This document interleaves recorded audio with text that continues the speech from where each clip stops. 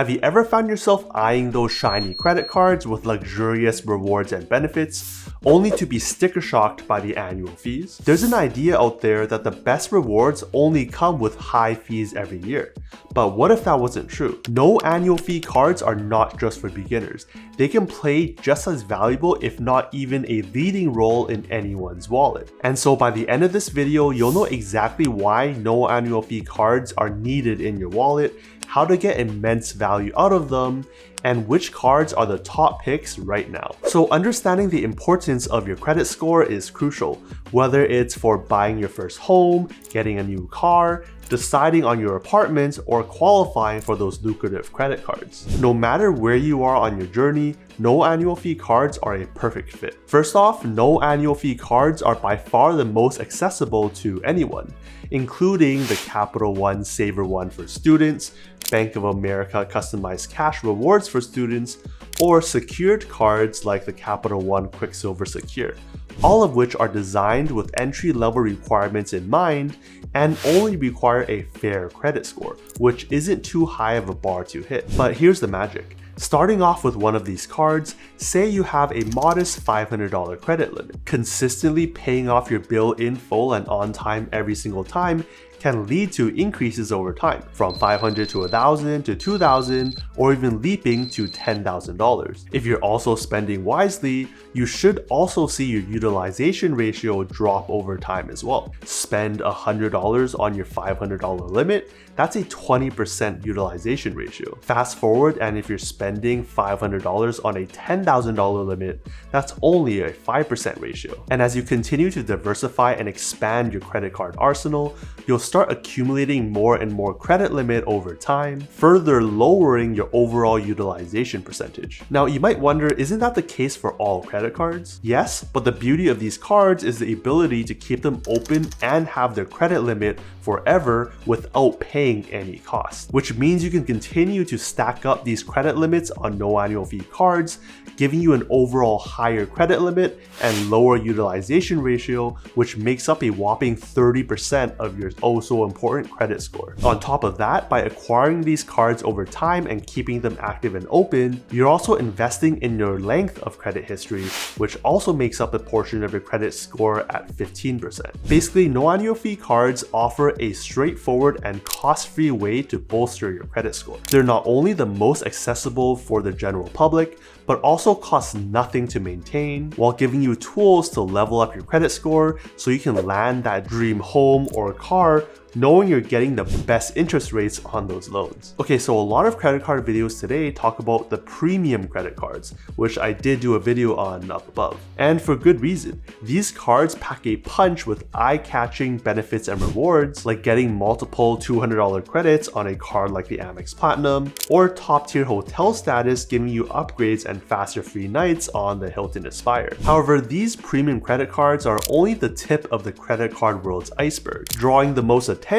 but not telling the whole story. Imagine a house of cards like a pyramid, a few cards up top with many more below providing stability and support. The same can be said for a good credit card setup. Take the Hilton Aspire, which is a great card offering you lots of points for spending at Hilton, but not so great when spending day to day. Or the Amex Platinum, giving you tons of amazing perks like credits, but really bad multipliers to the point where I don't even bother carrying it day to day in my wallet. Or even the Venture X, which has some good multipliers, including 2 times on everything, but is beaten by the Capital One's own no annual fee card, the Saver One, for most day-to-day purchases. I'm not saying that one is better than the other, but that they work well in unison, and that most of the time a good setup has plenty of these lower no annual fee cards with some premium cards sprinkled in. And that's where setups like trifectas or credit card ecosystems come in. Take the Chase Trifecta.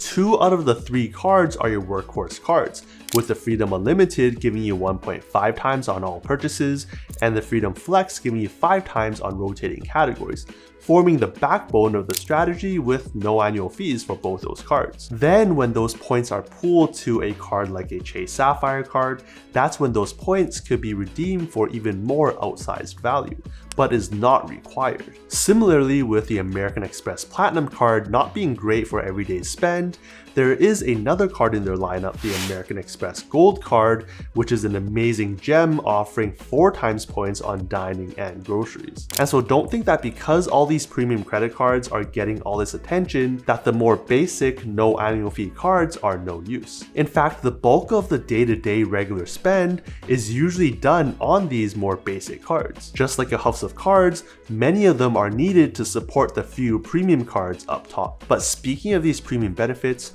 there's one question we often don't stop and ask ourselves, and that's, is the trade-off really worth it? Sure, getting 2 cents per point from Chase, American Express, or Capital One is amazing, but let's take a closer look at what that actually means. Usually those cents per point valuations are based on the sticker price of what you're redeeming for. For example, let's say you're redeeming 55,000 Aeroplan points for a business class ticket over to Japan, which the cash price would cost you about $3,000. $3,000 divided by 55,000 points gives you about 5.5 cents per point. That sounds amazing, but would you have really spent $3,000 on that ticket? Or would you have just paid cash on a cheaper ticket like economy or maybe premium economy? Something to think about. Even if you would be okay spending, say, $1,500 on the flight, that's still about 2.7 cents per point, which is still above 2 cents per point, so not too bad. But was that really worth the extra effort? For me personally, that's a yes. Because not only do I want these experiences, I'm also a person who loves to find the best deals, and to the point where this is all like a game. But there's also all the time that you decide to put into this space. Could that time have been better spent on something else that could have given you even more return? Add on the countless hours you spend trying to find award space that fits your schedule, which is either usually a month before travel or far like a year in advance with really only a couple seats per flight usually. Most people don't have that flexibility in their schedules. So is that really worth it? And don't forget that the value of your points could go down from basic inflation or sudden devaluations. Again, some big questions that only you can answer for your situation. Alright, so the next reason for no annual fee cards is that they're just more basic. In a good way. When you look at these premium cards, a lot of these benefits are baked into the credits that you get with the card. Yes, there are the more easy to use ones like $300 on the Chase Sapphire Reserve, but most others are spread throughout the year. For example, the Uber Cash on the Amex Platinum or Gold, or monthly credit for dining on the Marriott Bonvoy Brilliant card. And here's the thing, credit card companies are betting on the fact that a lot of people will forget about these credits or not even know that these credits exist. It's a smart play from them. They're able to boast about the higher value they can offer through their cards in order to justify a higher annual fee, all while knowing that they probably don't have to pay nearly as much as they are promising. And with the trend going towards credits that are spread throughout the year, they're also hoping that you'll be using their card even more often. But with no annual fee cards, you don't have to worry about any of that. There's no annual fee that you need to justify to keep the card open. If there is a credit, like the $15 of streaming credit on the US Bank Altitude Go card that you get every year, that's just a bonus. Forget to use it? No big deal. No credit? No problem. There's a major theme running through all the reasons we've talked about so far, and that's with no annual fee cards being just that much simpler and easier to use, all while still giving you some great value. Sure, you could squeeze more value out from premium cards, but is that extra mental effort and time invested really worth it in your situation? And so if we're focusing on getting great value from these no annual fee cards, here are the cards you need to consider when building out your credit card arsenal. With the first one being a card that forms the very base foundation of your setup and one that will make sure you get at least some value from all of your spend, no matter which category you decide to spend on.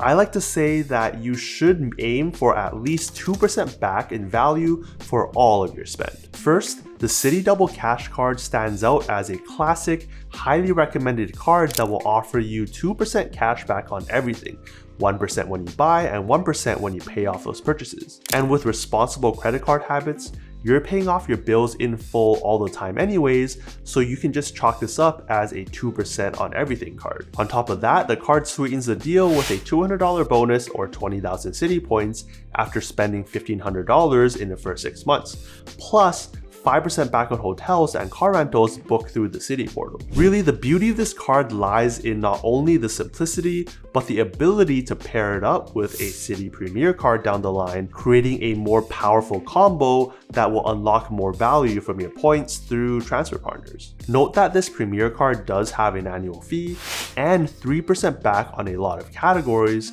It still only has 1% back in the everything else category, meaning you would still need this no annual fee double cash card to support that setup. Here, I think the Chase Freedom Unlimited also deserves a mention, given it has a few more categories with higher earning rates, though its base rate sits at only 1.5%. While this might seem lower compared to other cards with 2% back, the value of Chase points comes when paired with a Chase Sapphire card, giving you more flexibility on how you want to redeem those points down the line. Alternatively, we have the Wells Fargo Active Cash card, a similar card that offers you 2% back on all purchases with an easier welcome bonus of $200 after $500 of spend in the first 3 months. What's special here is that you also get cell phone protection up to $600, subject to a $25 deductible. Now, as of the time of this filming, Wells Fargo has not released their list of transfer partners yet, unlike Citi, who already has one, but they've confirmed that they're coming, at least to the upcoming premium card, the Autograph Journey. Now, both this Active Cash and the Double Cash card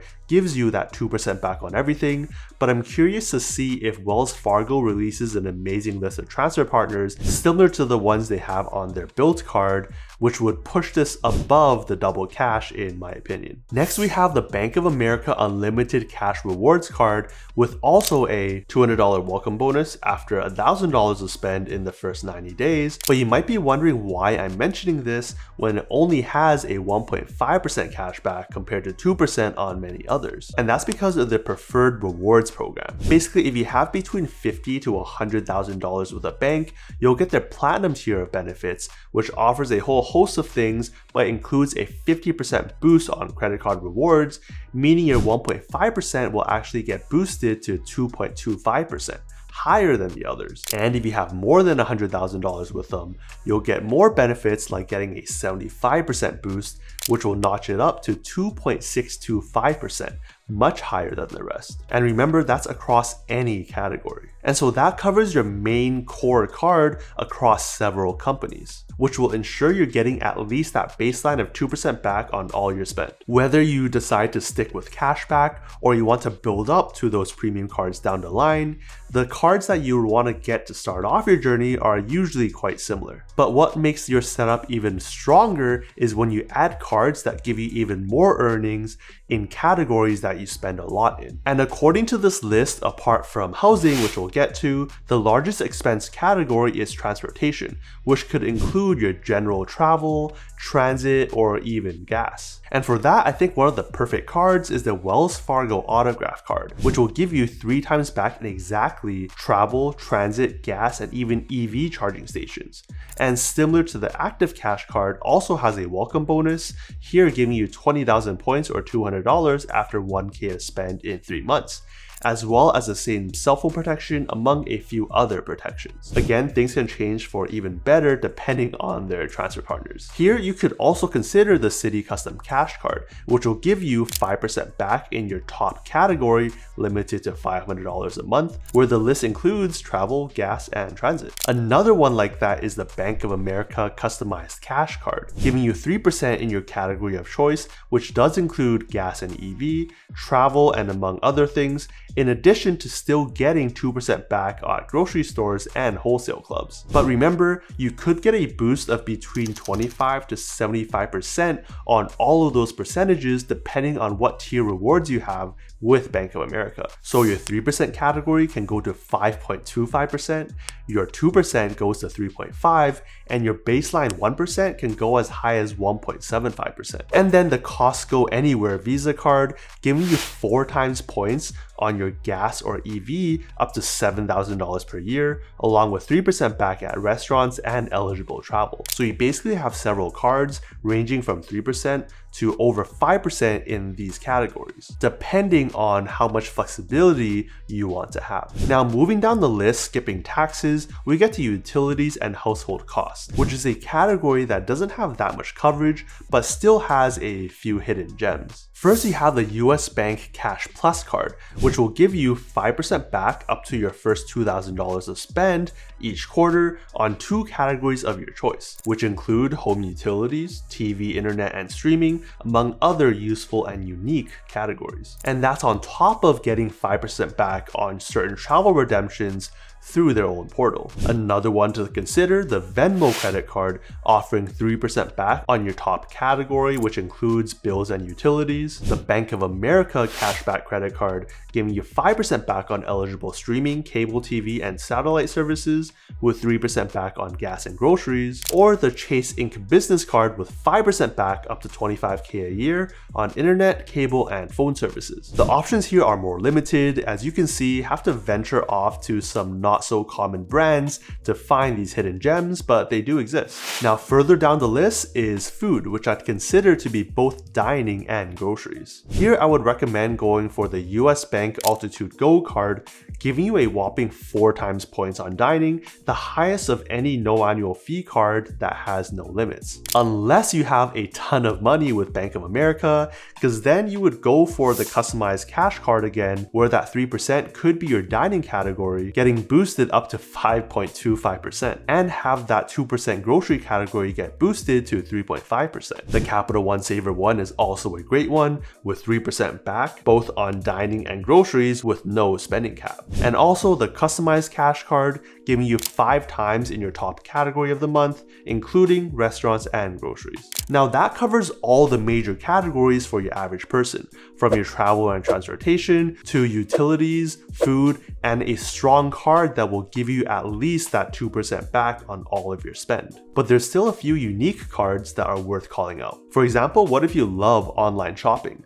Then you might want to consider the American Express Blue Cash Everyday card, where you'll earn 3% back up to $6K of spend per year on US online retail purchases, on top of 3% in groceries and gas, both with the same restrictions. The $84 a year towards a Disney bundle is also a nice touch. Or what about the largest expense category in an average person's budget? Where can you turn to when you want to earn points on that rent payment? That's of course the Bilt to MasterCard, a no annual fee card that will let you earn points on rent without the transaction fee. Or online purchases on Amazon.